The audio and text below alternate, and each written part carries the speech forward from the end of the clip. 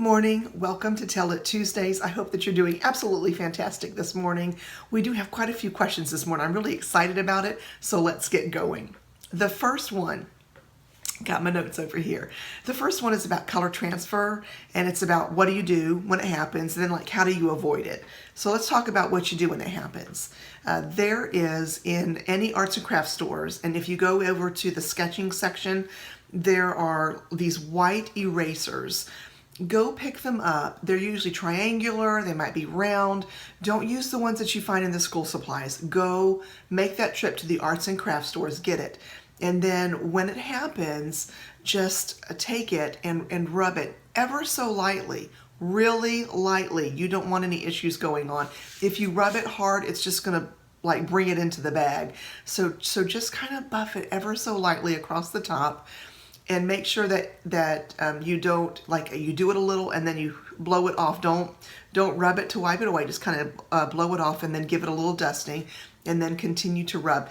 It will take a little bit of time, but it will come out. If you find that the stain is too set in, Loving My Bags actually has some things for that, so you can take a look on their website. So those are the two things that I would tell you when it happens. Do not panic.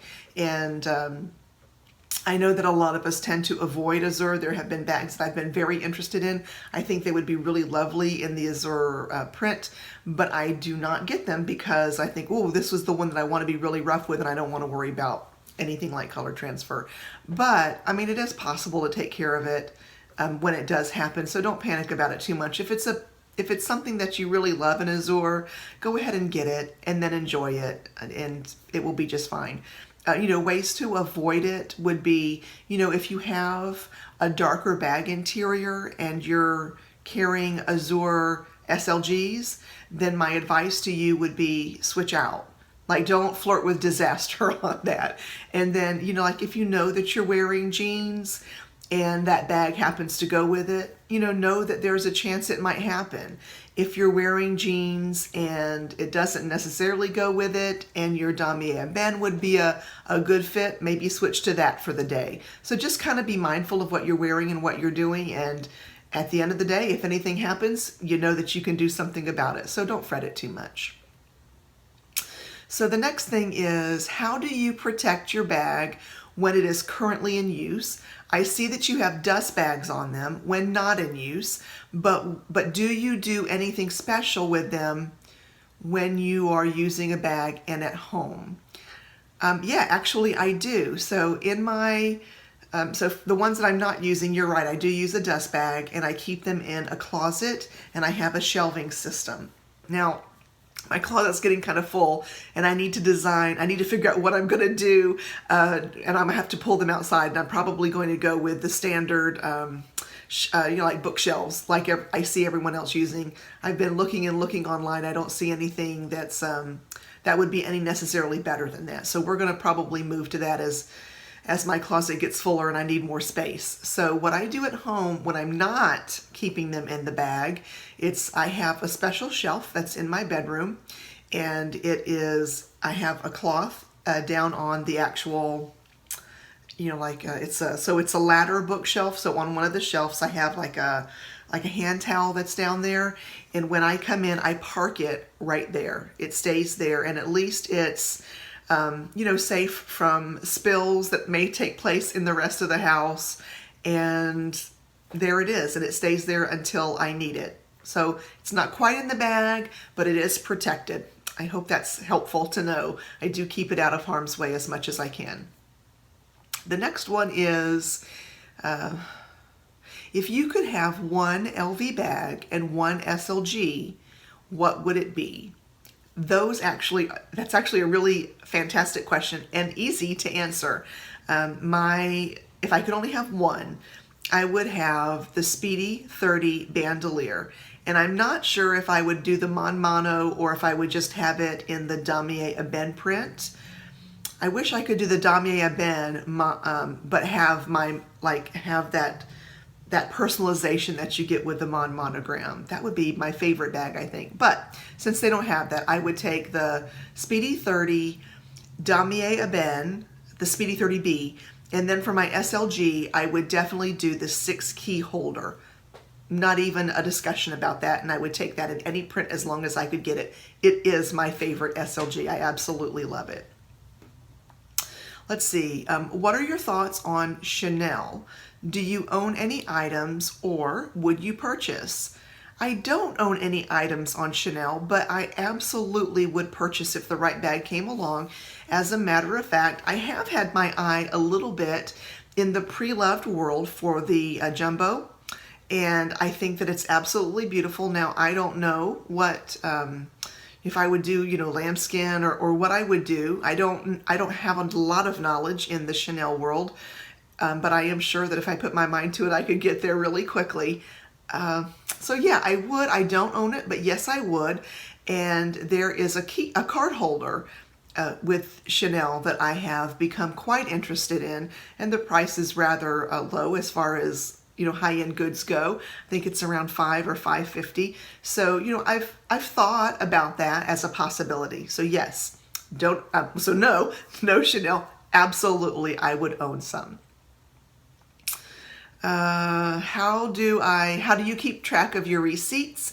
Do you keep them for all your bags or just Louis Vuitton?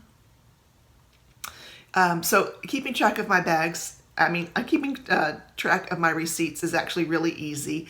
I went to Michael's and I picked up one of those photograph boxes that you can get, and I keep all of my receipts in there, and I actually keep all of my receipts for the year in there, and I would keep all of my bag receipts in there. So if I ever end up with any issues and I need to do anything, they're all there. So yes, I do keep my receipts. I do keep them for all my bags. Now there are some older bags that I did not do that, but once I started my little filing system from that time on, yep, I absolutely do keep them along with all my other receipts for the end of the year. So when you go, and you can get it, I think, at any craft store. Just tell them that you're looking for a photo box and they'll walk you right over to it. And they have really some beautiful ones. And I'll go through my filing system in one of my videos. Excuse me. The next one is tell the story of the Alma PM. So I'll be really brief, and then I'll do a full video on that Alma PM. So the ones that they're talking about is one that I purchased off of eBay, and I'm going to insert a picture here.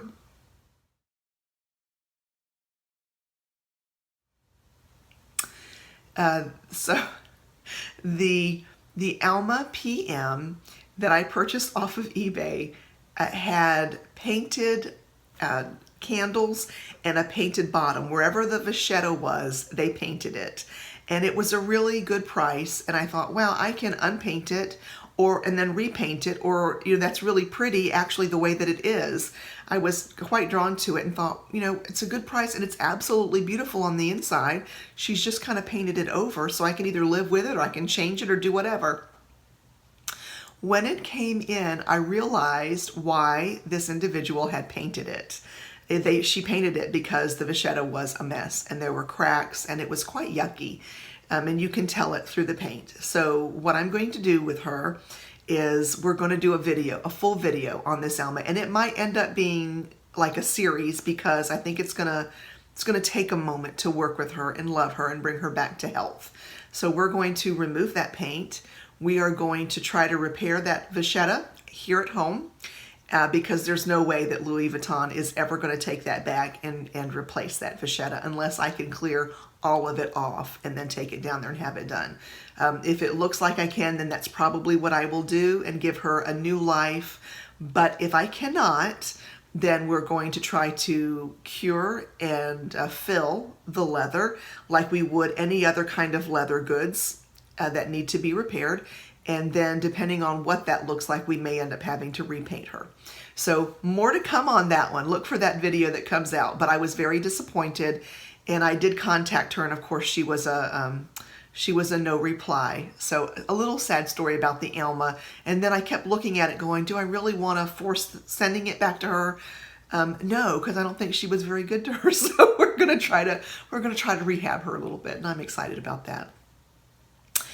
And the next question is, how come some Neverfull bags have made in the USA tag inside and on the side of the bag in the interior, but if the bag is made in France, it doesn't have the tag on the side, just uses the date code.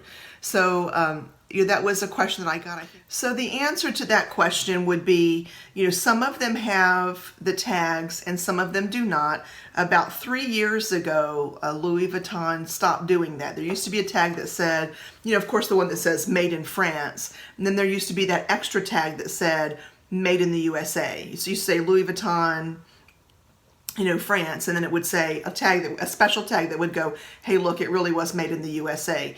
They have since removed that tag. So when you get a newer bag, the only way that you'll really know will be by the date code or by your receipt. There's no longer a tag that says made in the USA. So I hope that's helpful. If you enjoyed this video, thumbs up. Please take a moment to subscribe. And don't forget, we have that giveaway going on. Send me that email with your information. Take care, everyone. Have a great Tuesday.